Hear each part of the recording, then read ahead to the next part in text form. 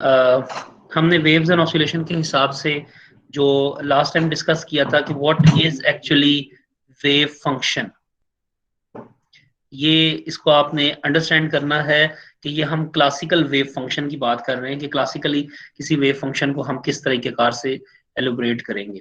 उसमें आपने एक चीज को जहन में रखना है कि मैं लास्ट टाइम आपको बताया था कि अगर आपके पास लेट से ये एक सर्कल है, तो अगर इस सर्कल को मैं सेंटर से कट कर दूं और जो नीचे वाला हाफ है, अब ये ऊपर वाला हाफ है अप और ये नीचे वाला हाफ है, नीचे वाले हाफ को अगर मैं थोड़ा इस तरह कर दूं कि ये ऊपर वाला हाफ हो गया और नीचे वाले हाफ को मैंने आगे की तरफ मूव करवा दिया, तो कुछ इस तरह की सिचुएशन इस सर्कल से बनेगी।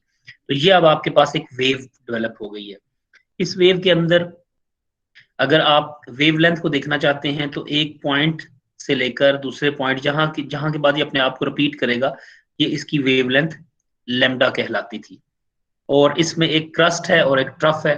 तो क्रस्ट जो है ना, इसका उभार जिसको हम बोलते हैं, और ट्रफ जो है वो इसी तरह से ये जो डाउनवर्ड वाला होगा इसको हम ट्रफ बोल देंगे।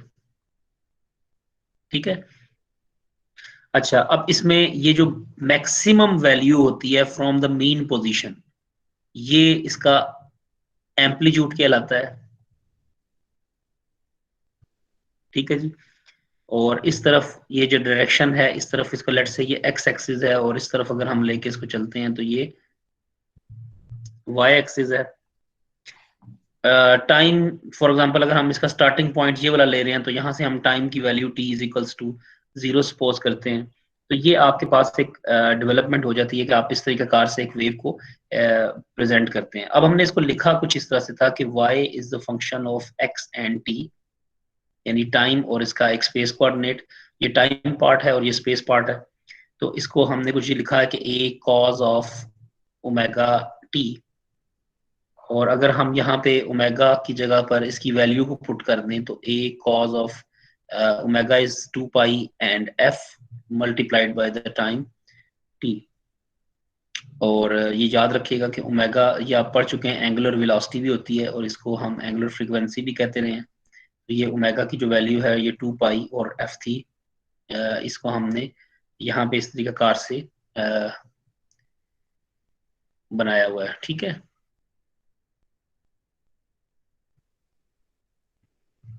अच्छा जी,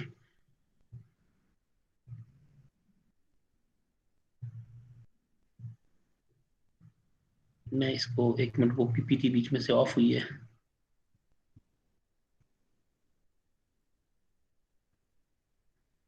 सर आपकी स्क्रीन में जब बताइए। जी जी, मैं अभी आपको दिखा रहा हूँ, वो बंद हो गई थी बीच में से।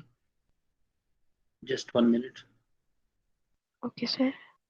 तो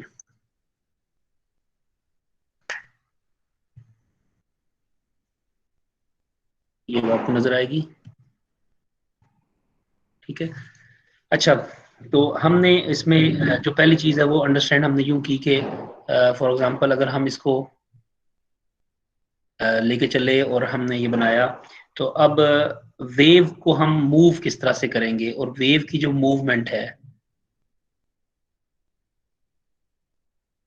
उसको अंडरस्टैंड करने के लिए हम ये देखते हैं कि लेट्स से अगर फॉर एग्जांपल ये हमारे पास एक सर्कल है और इसमें ये इस तरीके कार से इसको अगर हम डेवलप करें और ये वेव जो है ये इस डायरेक्शन में मूव करती है, तो आपको पता है ये एक क्वाड्रेंट बनेगा। ये क्वाड्रेंट है, इस क्वाड्रेंट के आगे भी फर्दर हम हिस्से बना सकते हैं। तो जो डिस्टेंस है उसको हम जो वेव की मूवमेंट में जो डिस्टेंस ट्रेवल होगा उसको फिर हम कुछ इस तरीके कार से लिखते हैं कि S over V, where V is the velocity of the wave speed. तो अगर मैं इस को अपने जो पिछले वाले स्लाइड में मैंने शो किया था, अगर मैं उसमें इसको x that is the function of space and time, तो उसमें अगर मैं इसको पुट करूं तो a cos ऑफ ओमेगा, अब t था ना, तो t की जगह पर हमने क्या किया है कि t minus X by V मैंने यहाँ पे पुट किया है। देखें, ये अगर आप इसको उस फार्मूले से लिखे ना, s is equals to V T वाले फार्मूले से, तो यहाँ पर s जो है इस रिप्रेजेंट x और v इज द वेलोसिटी, इसके नीचे आ जाएगा तो ये टाइम रह जाएगा। अब यहाँ पे मैं t माइनस टी कर रहा हूँ, यानी ये वेव अगर आपके पास जिस डायरेक्शन में मूव होगी पॉजिटिव एक्स डायरेक्शन में होगी तो कैसे लिखेंगे, और माइनस एक्स अगर नेगेटिव एक्स डायरेक्शन में आएगी तो कैसे लिखेंगे। ठीक है, तो ये उसके मुताबिक मैंने इसको यहाँ पे टाइम वाले फैक्टर में, अब देखें टाइम जो है ना it's a part of space, ये एक्स की फॉर्म में आ रहा है। तो जब हम इसको इस स्पेस पार्ट के हिसाब से लिखते हैं तो हम इसको कुछ इस तरीका कार के बना लेते हैं कि A that is the cos of omega times, अब लेट्स से अगर हम इसको लिखते हैं एक्स एंड वी और माइनस टी, ठीक है, यानी टी को हमने दूसरी तरफ लेके गए। अच्छा, अब इसमें अगर आप ओमेगा की वैल्यू को,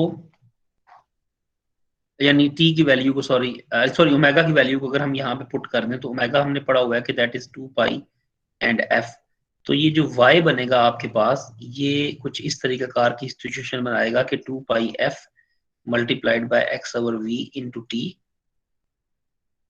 और इसमें जो x over v minus t है, इसको हम ये कह सकते हैं कि ये जो वेव है ये ट्रेवल कर रही है पॉजिटिव एक्स डायरेक्शन के अंदर। इस तरह के बहुत से क्वेश्चंस हैं जो मैं टेक्निकल क्वेश्चंस हम डिस्कस करते हैं।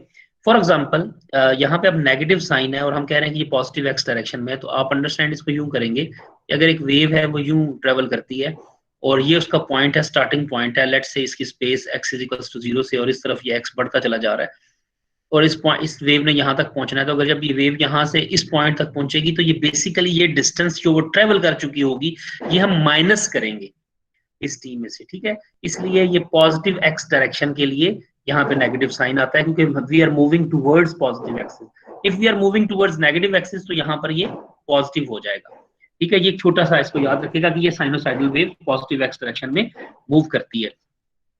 अच्छा, अब इसमें आपने यूं भी करना है कि लेट्स से अगर हमारे पास ये y that is equals to a cos of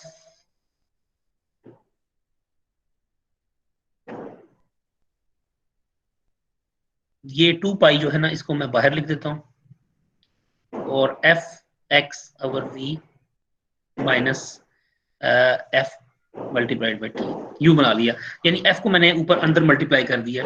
तो यहां पर अगर आप गौर से देखें ना तो ये जो वेव आपके पास डेवलप हुई है a cos ऑफ 2 पाई,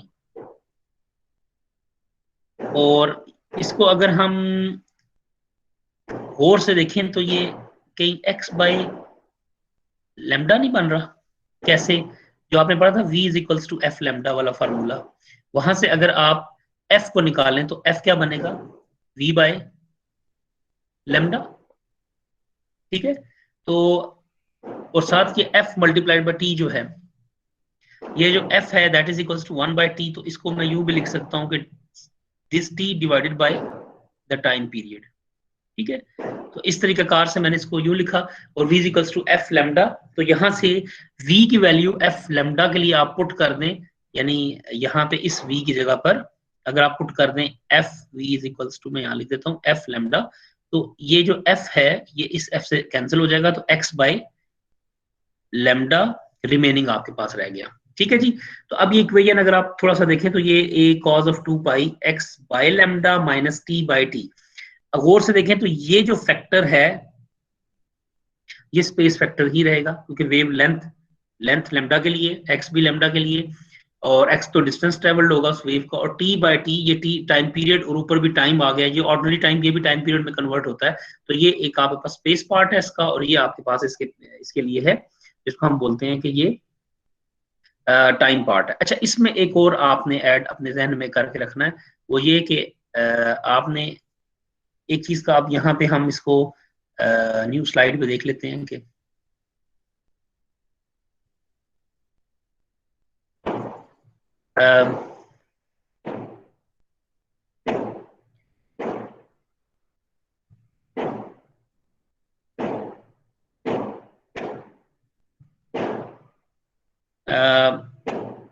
एक वेव नंबर होता है जिसको हम k से रिप्रेजेंट करते हैं, that is 2 pi by lambda, इसको हुर्फ आम में कहा जाता है वेव नंबर।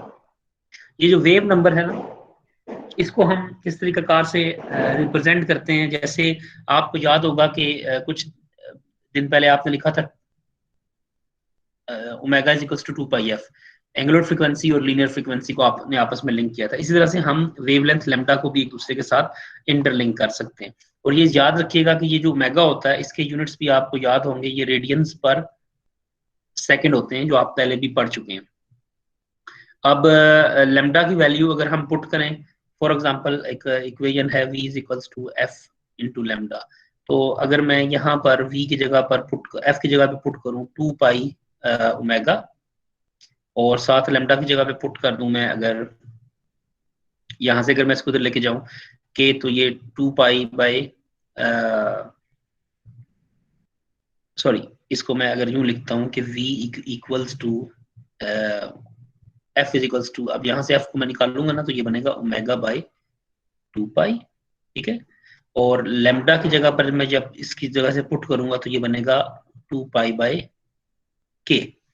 तो ये दो चीजें जब आपके पास कैंसिल हो गई तो v is equals to omega by k आपके पास आता है। अब ये जो ओमेगा बाय k है ना, इसको अगर हम थोड़ा सा और एलोबरेट करें तो यहाँ से हम ओमेगा जो है that is equals to v times k बनता है। अब ये बिल्कुल ऐसी चीज है जैसे आपने v is equals to f lambda कहीं पढ़ा था, जैसे ये वाली चीज। तो ये उस तरह की ना, और ये किसके लिए होती है? पीरियोडिक वेव्स के लिए। जब आपके पास पीरियोडिक वेव्स होती हैं तब आप उनको यहाँ पर पुट कर सकते हैं। सो अगर ये जो चीजें ऊपर हम डेवलप करते हुए आ रहे हैं, इनको अगर मैं यहाँ पे पुट करूं और मैं यूं लिखूं कि y which is the function of x and t is equals to a cos of kx minus omega t, तो ये हमारे पास एक वेव इक्वेशन बनती है। Negative sign tells us that it is moving in the positive x direction, ठीक है। And whenever we have a positive signs और there, it means the wave is travelling in the negative x direction. अब इसमें what is actually k x minus omega t, जब हमने ऊपर put किया तो ये के एक्स माइनस ओमेगा टी आया। तो ये के एक्स माइनस ओमेगा टी क्या चीज है, इसको हम अब अंडरस्टैंड करते हैं। तो जब के एक्स माइनस ओमेगा टी को हमने देखना है ना, तो इसको हम एक लफ्ज हम अपने उसमें इस्तेमाल करेंगे जो कि हम पहले भी कर चुके हैं, और जिसको हमने कहा था कि ये फेज होता है। तो अब वो हम उसको यहाँ अंडरस्टैंड कर लेते हैं कि वो फेज किस तरह से हमने कहा था, और फेज वो क्यों बनेगा। के x minus omega T which is equals two phase, और फेज जो था वो क्या चीज होती है? ये एंगुलर क्वांटिटी है एक। मैंने आपको बताया था कि जो फेज होता है ये भी एक तरह का एंगुलर वेक्टर कहलाता है। और एंगुलर वेक्टर जो होता है इसको हम इस तरह से लेते हैं कि, और इसकी जो वैल्यूज होती हैं वो बिल्कुल एक वेक्टर की तरह हम प्लॉट भी करते थे। तो इसके लिए हमने ये निकाला था कि जो अभी हमने जो एक इक्वेशन डेवलप की थी v is equals to omega by k, इसमें जो ये v है ये आपकी फेज वेलोसिटी या फेज स्पीड कहलाती है, ठीक है। तो इसको आपने फेज स्पीड की फॉर्म में याद रखना है, और इसी को हम फर्दर जो है ना अगले लेक्चर्स के अंदर जब डिस्कस करेंगे तो हम इससे फर्दर चीजों को एलोबरेट करेंगे। और एक वेव इक्वेशन, अभी हमारी वेव इक्वेशन नहीं बनी, अभी हमारी सिर्फ रिवीजन हुई है वेव इक्वेशन के लिए कि जो चीजें हम डेवलप कर रहे हैं। तो आप लोगों ने कोशिश ये करनी है कि इस वेव इक्वेशन को थोड़ा सा और इसकी मैथमेटिक्स को अंडरस्टैंड करें, ताकि मैं जो अगला लेक्चर है उसके अंदर मैं जब इसको वेव इक्वेशन और इससे एनर्जी और मोशन वगैरह को डिस्कस करूं तो वहां पर आपकी मैथमेटिक्स पर आपको प्रॉब्लम ना आए और ये चीजें आप डेवलप कर चुकी हो, ठीक है जी।